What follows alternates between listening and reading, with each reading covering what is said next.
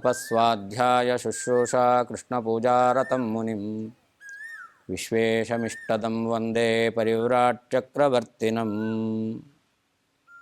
ಕಾಂತಾಯ ಕಲ್ಯಾಣಗುಣೈಕಧಾಮ್ನೇ ನವದ್ಯುನಾಥ ಪ್ರತಿಮಪ್ರಭಾಯ ನಾರಾಯಣಾಯ ಅಖಿಲಕಾರಣಾಯ ಶ್ರೀಪ್ರಾಣನಾಥಾಯ ನಮಸ್ಕರೋಮಿ ಅನಾಕುಲಂ ಗೋಕುಲಮುಲ್ಲಲಾಸಾ ಯತ್ಪಾಲಿತಂ ನಿತ್ಯಮನಾವಿಲಾತ್ಮ ತಸ್ಮೈ ನಮೋ ನೀರದನೀಲಭಾಸೆ ಕೃಷ್ಣಾಯ ಕೃಷ್ಣಾರಮಣಪ್ರಿಯಾಯ ಅಪಿತ್ರಿಲೋಕ್ಯಾ ಬಹಿರುಲ್ಲಸಂತಿ ತಮೋಹರಂತಿ ಮುಹುರಾಂತರಂಚ ದಿಶ್ಯಾದೃಶಂ ನೋ ವಿಶದಾಂ ಜಯಂತಿ ಮಧ್ವಸ್ಯ ಕೀರ್ತಿರ್ದಿನನಾಥ ದೀಪ್ತಿಂ.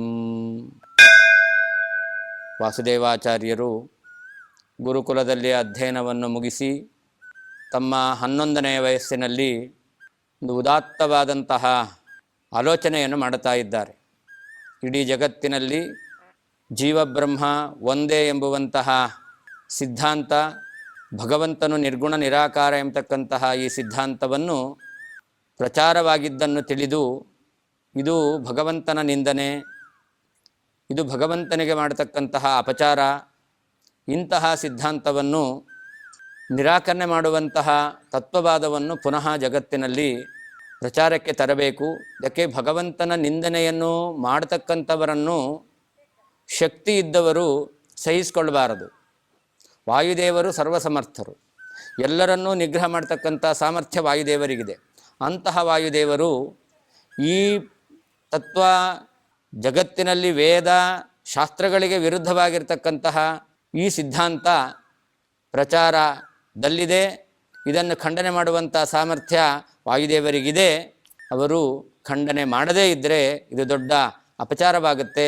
ಆದರೆ ದಂಡಿಸುವಂತಹ ಸಾಮರ್ಥ್ಯವನ್ನು, ಅಧಿಕಾರವನ್ನು ಭಗವಂತ ದುರ್ಗಾದೇವಿಗೆ ಕೊಟ್ಟಿದ್ದಾನೆ.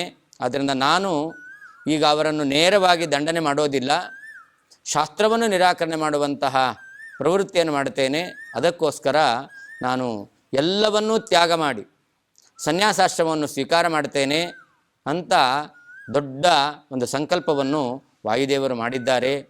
ಸಣ್ಣ ವಯಸ್ಸಿನಲ್ಲಿ ಇಡೀ ಜಗತ್ತಿನ ಉದ್ಧಾರ ಆಗಬೇಕು, ತತ್ವಜ್ಞಾನದ ಪ್ರಚಾರ ಆಗಬೇಕು, ಸಾತ್ವಿಕರಿಗೆ ಮೋಕ್ಷ ಮಾರ್ಗವನ್ನು ತೋರಿಸಬೇಕು ಎಂಬುದಾಗಿ ಅವರು ನಿರ್ಣಯವನ್ನು ತೆಗೆದುಕೊಂಡಿದ್ದಾರೆ.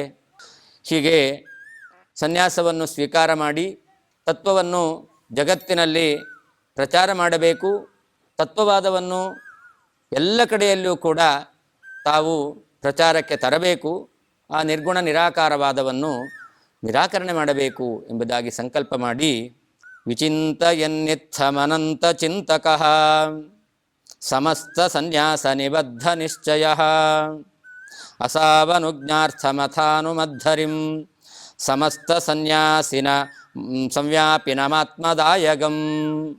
ಹೀಗೆ ಆಲೋಚನೆ ಮಾಡ್ತಾ ಅವರು ಯಾವಾಗಲೂ ಅನಂತ ಚಿಂತಕಃ. ಅವರು ಸನ್ಯಾಸವನ್ನು ತೆಗೆದುಕೊಂಡ ಮೇಲೆ ಒಂದು ಎಲ್ಲರಿಗೂ ದಿವ್ಯವಾದ ಸಂದೇಶವನ್ನು ಕೊಟ್ಟಿದ್ದಾರೆ. ಸಂತತಂ ಚಿಂತೆಯ ಅನಂತಂ ಅಂತಕಾಲೇ ವಿಶೇಷತಃ ಅಂತ. ಭಗವಂತನ ಚಿಂತನೆಯನ್ನು ನಿರಂತರವಾಗಿ ನಡೆಸ್ತಾ ಇರಬೇಕು. ದೇಹತ್ಯಾಗ ಕ್ಷಣದಲ್ಲಿ ವಿಶೇಷವಾಗಿ ಭಗವಂತನ ಸ್ಮರಣೆ ಮಾಡಬೇಕು, ಆಗ ಭಗವಂತನ ಅನುಗ್ರಹವನ್ನು ಪಡೆಯಬಹುದು ಅಂತ. ಹೀಗೆ ತಮ್ಮ ಸನ್ಯಾಸ ತೆಗೆದುಕೊಂಡ ಮೇಲೆ ಅವರು ಸಾರಿದಂತಹ ದೊಡ್ಡ ಒಂದು ಸಂದೇಶ ನಿರಂತರ ಭಗವಂತನ ಸ್ಮರಣೆ ಮಾಡಬೇಕು. ಸನ್ಯಾಸಕ್ಕಿಂತ ಮೊದಲು ಅವರು ಅನಂತ ಚಿಂತಕಃ, ಅನಂತ ಕಾಲದಲ್ಲಿ ಆ ಭಗವಂತನನ್ನು ಚಿಂತನೆ ಮಾಡುವವರು, ಅನಂತ ಶಬ್ದವಾಚ್ಯನಾದ ಭಗವಂತನನ್ನು ಚಿಂತನೆ ಮಾಡುವವರು ವಾಸುದೇವಾಚಾರ್ಯರು. ಭಗವಂತನನ್ನು ಚಿಂತನೆ ಮಾಡ್ತಾ ಸಮಸ್ತ ಸನ್ಯಾಸ ನಿಬದ್ಧ ನಿಶ್ಚಯ, ಎಲ್ಲ ಪದಾರ್ಥಗಳನ್ನು ಕೂಡ ಅವರು ಪರಿತ್ಯಾಗ ಮಾಡಬೇಕು. ಹಿಂದೆ ಹೇಳಿದ ಹಾಗೆ ಅಸಂಗಮಸ್ಮಾತ್ ಪ್ರಕಟೀಕರೋಮ್ಯಹಂ. ಈ ಭೌತಿಕವಾದ ಪದಾರ್ಥಗಳಲ್ಲಿ ವಿಶೇಷವಾದಂತಹ ಸಂಘ, ಸಂಬಂಧ, ಸಂಪರ್ಕ ಇದು ಸಾಧನೆಗೆ ಅದು ತೊಡಕು. ಭಗವಂತನಲ್ಲಿ ನಾವು ವಿಶೇಷವಾದ ಸಂಘ ಸಂಬಂಧವನ್ನು ಇಟ್ಕೊಳ್ಬೇಕು ಅಂತ ಸಕಲ ಪದಾರ್ಥಗಳನ್ನು ಕೂಡ ತ್ಯಾಗ ಮಾಡುವಂತಹ ನಿಶ್ಚಯವನ್ನು ಮಾಡಿದ್ದಾರೆ. ಅದರಿಂದ ಅವರು ಅನುಜ್ಞಾರ್ಥಂ, ಭಗವಂತನನ್ನು ಅನುಜ್ಞೆ ಪಡೀಲಿಕ್ಕೋಸ್ಕರ ಪ್ರಾರ್ಥನೆ ಮಾಡಬೇಕು ಎಂಬುದಾಗಿ ಅವರು ಎಲ್ಲ ಪದಾರ್ಥಗಳಲ್ಲಿರ್ತಕ್ಕಂತಹ ಪರಮಾತ್ಮನನ್ನು ನಮಸ್ಕಾರ ಮಾಡ್ತಾ ಇದ್ದಾರಂತೆ. ಮನೆಯಿಂದ ಹೊರಡಬೇಕಾದರೆ, ಸನ್ಯಾಸವನ್ನು ಸ್ವೀಕಾರ ಮಾಡಬೇಕು ಎಂಬುದಾಗಿ ನಿರ್ಣಯ ಮಾಡಿಕೊಂಡು ಮನೆ ಬಿಟ್ಟು ಹೊರಡಬೇಕಾದರೆ ಯಾವ ಯಾವ ಪದಾರ್ಥಗಳನ್ನು ಇವರು ತಮ್ಮ ಬಾಲ್ಯಾವಸ್ಥೆಯಲ್ಲಿ ಉಪಯೋಗ ಮಾಡಿಕೊಂಡಿದ್ದರೋ ಆ ಎಲ್ಲ ಪದಾರ್ಥಗಳಿಗೆ ನಮಸ್ಕಾರ ಮಾಡ್ತಾ ಇದ್ದಾರಂತೆ. ಇದು ವಿಚಿತ್ರ ಅಂತ ಅನಿಸುತ್ತೆ. ನಾವು ಅನೇಕ ಪದಾರ್ಥಗಳನ್ನು ಉಪಯೋಗ ಮಾಡಿಕೊಂಡಿರ್ತೇವೆ, ಆ ಪದಾರ್ಥಗಳಿಗೆ ನಮಸ್ಕಾರ ಮಾಡ್ತಕ್ಕಂಥದ್ದೇನು ಅಂತ. ಅದಕ್ಕೆ ಅವರು ಕೊಟ್ಟಂತಹ ಸಂದೇಶ, ನಿಜೇ ಜನೇ ಕಿಂ ನಮಸೀತಿ ಪೃಚ್ಛತಿ ಬ್ರುವನ್ ಸ್ವವಸ್ತು ಪ್ರಣತಿಂ ವ್ಯಧಾಮಿತಿ ಗುರೋಃ ಕಿಲಾನ್ವೇಷಣವಾನ್ ಜಗದ್ಗುರುಃ ತದಾ ಜಗಾಮಾಖಿಲಲೋಕ ಶಿಕ್ಷಕಃ. ಮನೆಯಲ್ಲಿರುವ ಪದಾರ್ಥಗಳಿಗೆ ನಮಸ್ಕಾರ ಮಾಡ್ತಾ ಇದ್ದಾಗ ತಂದೆ ಬಂದು ಕೇಳಿದ್ರಂತೆ, ಏನು ಎಲ್ಲ ಪದಾರ್ಥಗಳಿಗೆ ನಮಸ್ಕಾರ ಮಾಡ್ತಾ ಇದ್ದೀಯಾ, ಏನಿದು ಅಂತ. ಎಲ್ಲರಿಗೂ ಆಶ್ಚರ್ಯವೇ ಅದು, ಯಾಕೆ ಹೀಗೆ ಮಾಡ್ತಾರೆ ಅಂತ. ಅವ್ರು ಹೇಳ್ತಾರಂತೆ, ಸ್ವವಸ್ತುವು ಪ್ರಣತಿಂ ವ್ಯಧಾಮ್ ಅಂತ. ನನ್ನ ಇಷ್ಟವಾದ ವಸ್ತು ಈ ಎಲ್ಲ ಪದಾರ್ಥಗಳಲ್ಲಿ ಇದೆ, ಅದಕ್ಕೆ ನಾನು ನಮಸ್ಕಾರವನ್ನು ಮಾಡ್ತಾ ಇದ್ದೇನೆ ಅಂತ. ನಾರಾಯಣ ಪಂಡಿತಾಚಾರ್ಯರು ಇಲ್ಲಿ ಸುಂದರವಾದ ಒಂದು ಶಬ್ದವನ್ನು ಪ್ರಯೋಗ ಮಾಡಿದ್ದಾರೆ, ವಸ್ತು ಅಂತ. ನಾವು ಲೋಕದಲ್ಲಿ ವಸ್ತು ಅಂತ ಎಲ್ಲ ಪದಾರ್ಥಗಳನ್ನು ವ್ಯವಹಾರ ಮಾಡಲಿಕ್ಕೋಸ್ಕರ ಆ ಶಬ್ದವನ್ನು ಬಳಸ್ತೇವೆ. ಆದರೆ ಶಾಸ್ತ್ರದಲ್ಲಿ ವಸ್ತು ಎಂಬತಕ್ಕಂಥದ್ದು ಅದು ಭಗವಂತನ ವಿಶೇಷವಾದ ನಾಮ. ವೇದವ್ಯಾಸ ದೇವರೇ ಈ ನಾಮವನ್ನು ಭಾಗವತದಲ್ಲಿ ಅವರು ನಿರೂಪಣೆ ಮಾಡಿದ್ದಾರೆ. ಧರ್ಮ ಪ್ರೋಜ್ಜಿತ ಕೈತವೋತ್ರ ಪರಮಃ ನಿರ್ಮತ್ಸರಾಣಾಂ ಸತಾಂ ವೇದ್ಯಂ ವಾಸ್ತವಮತ್ರ ವಸ್ತು ಅಂತ ಆ ವೇದವ್ಯಾಸ ದೇವರು ಇಡೀ ಸಮಗ್ರ ಭಾಗವತ ಯಾವುದನ್ನು ತಿಳಿಸ್ಕೊಡ್ತಾ ಇದೆ? ವಸ್ತು. ವಸ್ತು ಅಂತಂದರೆ ಯಾರು ಎಲ್ಲ ಕಡೆಯಲ್ಲಿಯೂ ಎಲ್ಲ ಕಾಲದಲ್ಲಿಯೂ ಸ್ವಾತಂತ್ರ್ಯೇಣ ವಾಸ ಮಾಡ್ತಾ ಇದ್ದಾನೋ ಅವನನ್ನು ವಸ್ತು ಅಂತ ಕರೀತಾರೆ. ಎಲ್ಲ ದೇಶಗಳಲ್ಲಿ ಎಲ್ಲ ಕಾಲಗಳಲ್ಲಿಯೂ ಸ್ವತಂತ್ರವಾಗಿ ಯಾರು ವಾಸ ಮಾಡ್ತಾನೋ ಅವನು ವಸ್ತು.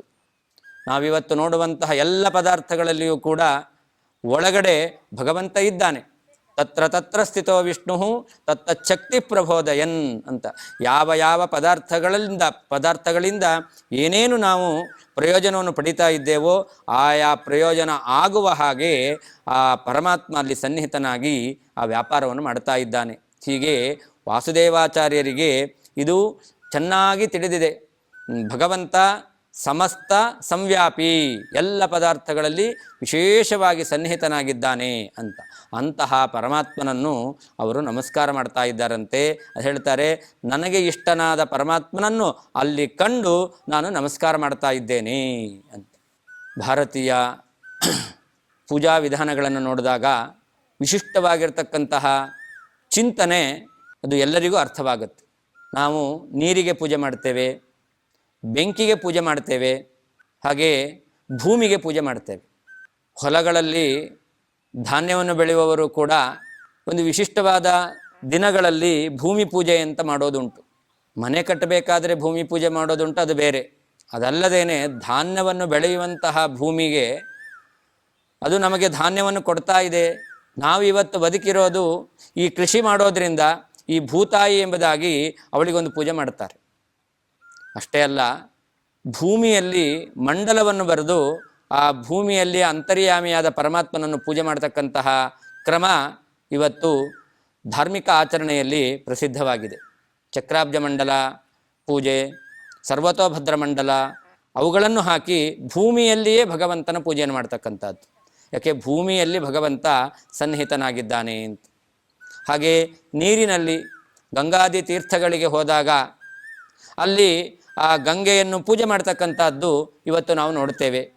ಅಥವಾ ಇವತ್ತು ಕೆಲವೊಂದು ಸಂದರ್ಭದಲ್ಲಿ ಕಾವೇರಿಗೆ ಬಾಗಿನ ಅರ್ಪಣೆ ಮಾಡೋದು ಅಂಥೇಳಿ ಸರ್ಕಾರದ ಮುಖ್ಯಮಂತ್ರಿಗಳು ಯಾರಿರ್ತಾರೋ ಅವರು ಈ ಕ್ರಿಯೆ ನಡೆಸ್ತಾರೆ.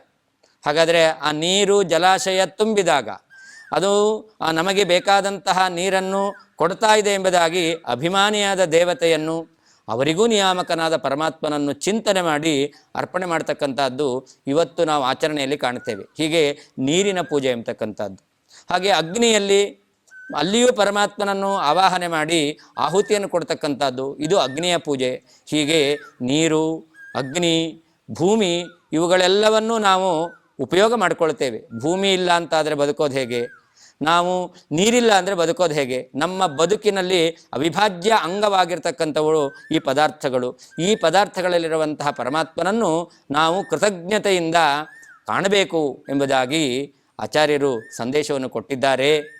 ಅವರು ಯಾವ ಯಾವ ಪದಾರ್ಥಗಳನ್ನು ಉಪಯೋಗ ಮಾಡಿಕೊಂಡಿದ್ರೋ ನಮೋ ಘಟಾಯಾಸ್ತು ನಮಃ ಪಠಾಯ ಅಂತ ವರ್ಣನೆ ಮಾಡ್ತಾರೆ.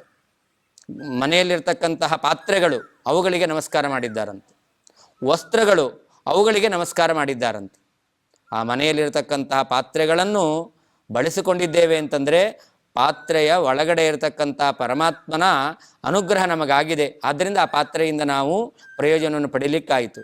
ಹಾಗೆ ಚಳಿಯಾದಾಗ ಬಟ್ಟೆಯನ್ನು ನಾವು ಹೊದ್ಕೊಳ್ತೇವೆ, ಅಥವಾ ನಮ್ಮ ಮಾನರಕ್ಷಣೆಗೋಸ್ಕರ ಅಂತ ಬಟ್ಟೆಯನ್ನು ನಾವು ಹೊದ್ಕೊಳ್ತೇವೆ. ಆ ಬಟ್ಟೆಯಲ್ಲಿಯೂ ಕೂಡ ಪರಮಾತ್ಮ ಇದ್ದು ನಮಗೆ ಮಾನ ಸಂರಕ್ಷಣೆ ಅಥವಾ ಶೈತ್ಯದಿಂದ ರಕ್ಷಣೆಯನ್ನು ಭಗವಂತ ಕೊಡ್ತಾ ಇದ್ದಾನೆ. ಈ ಚಿಂತನೆ ಎಂಬತಕ್ಕಂಥದ್ದು ಯಾವಾಗಲೂ ಎಲ್ಲರಿಗೂ ಇರಬೇಕು. ಇದನ್ನು ಆ 11 ವರ್ಷದ ವಾಸುದೇವಾಚಾರ್ಯರು ತೋರಿಸಿಕೊಡ್ತಾ ಇದ್ದಾರೆ. ಅವರು ಹೇಳ್ತಾರಂತೆ, ನಾನು ನನ್ನ ಇಷ್ಟ ದೇವತೆಯಾದ ನನ್ನ ಇಷ್ಟ ಸ್ವಾಮಿಯಾದ ಅವನಿಗೆ ನಮಸ್ಕಾರವನ್ನು ನಾನು ಮಾಡ್ತಾ ಇದ್ದೇನೆ ಅಂತ. ಹೀಗೆ ತಂದೆಯವರಿಗೆ ನಾನು ಮಾಡುವಂತಹ ಈ ನಮಸ್ಕಾರ ನನ್ನ ಅಂತರ್ಯಾಮಿಯಾದಂತಹ ಪರಮಾತ್ಮನಿಗೆ ಎಂಬತಕ್ಕಂತಹ ಆ ಒಂದು ಮಾತನ್ನು ಹೇಳ್ತಾ ನಾನು ಸನ್ಯಾಸವನ್ನು ಸ್ವೀಕಾರ ಮಾಡ್ತಾ ಇದ್ದೇನೆ ಎಂಬುದಾಗಿ ಸೂಚನೆಯನ್ನು ಕೊಟ್ಟಿದ್ದಾರಂತೆ. ಹೀಗೆ ಮನೆಯಿಂದ ಹೊರಡಬೇಕಾದ್ರೆ ಎಲ್ಲ ಉಪಯೋಗಿಸಿದ ಪದಾರ್ಥಗಳಿಗೆ ನಮಸ್ಕಾರವನ್ನು ಮಾಡಿ ಮುಂದೆ ಯಾರನ್ನು ಸನ್ಯಾಸವನ್ನು ಪಡೆಯಲಿಕ್ಕೆ ಗುರುಗಳನ್ನಾಗಿ ನಾನು ಸ್ವೀಕಾರ ಮಾಡಬೇಕು ಎಂಬುದಾಗಿ, ಯಾರಿಂದ ಸನ್ಯಾಸವನ್ನು ಪಡೆಯಬೇಕು ಅಂತ ಆಚಾರ್ಯರು ಹುಡುಕೊಂಡು ಹೊರಟಿದ್ದಾರೆ ಎಂಬುದಾಗಿ ವರ್ಣನೆ ಮಾಡ್ತಾ ಇದ್ದಾರೆ.